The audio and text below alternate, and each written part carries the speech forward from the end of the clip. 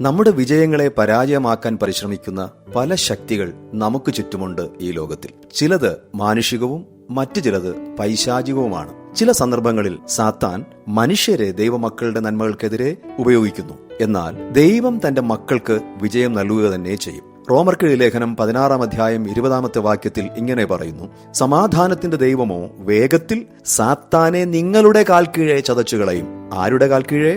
അധാർമിക ജീവിതം നയിക്കുന്നവരും ഭൂതങ്ങളെ പുറത്താക്കുകയും വലിയ വലിയ പ്രവചനങ്ങളൊക്കെ പറയുകയും ചെയ്ത് പ്രവാചകന്മാരെന്നുള്ള പേരെടുത്ത് ഇന്ന് പ്രശസ്തരായി തീർന്നുകൊണ്ടിരിക്കുന്നു. അവരെയൊന്നും അറിയുകയില്ല എന്ന്, അധർമ്മം പ്രവർത്തിക്കുന്നവരെ നിങ്ങൾ എന്നെ വിട്ടു പോകുവിൻ എന്ന് കർത്താവായ യേശു ക്രിസ്തു പറയുന്ന നാൾ സമീപമായിക്കൊണ്ടിരിക്കുന്നു.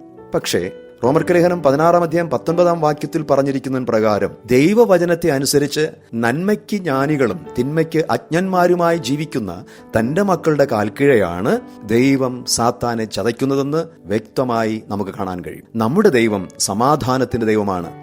കലക്കവും ഭിന്നതയും പരാജയങ്ങളും കൊണ്ടുവരുന്ന സാത്താനെ ദൈവം തന്റെ മക്കളുടെ കാൽക്കീഴാക്കി തകർത്തെറിയുക തന്നെ ചെയ്യും.